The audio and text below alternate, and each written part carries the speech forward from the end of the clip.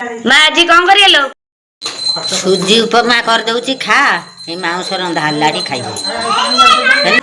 ଝିଅ ମୋ ଧାନୁଆ ଲଙ୍କା ତୋର ମୁହଁ ହେଇଯିବ ପକା ନାକରରେ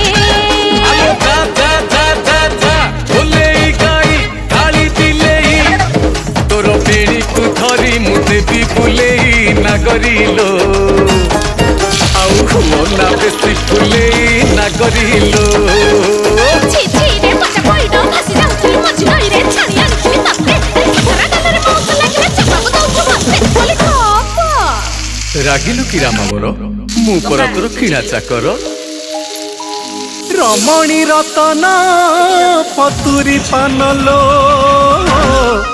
କଥା ତୋର ବିଣା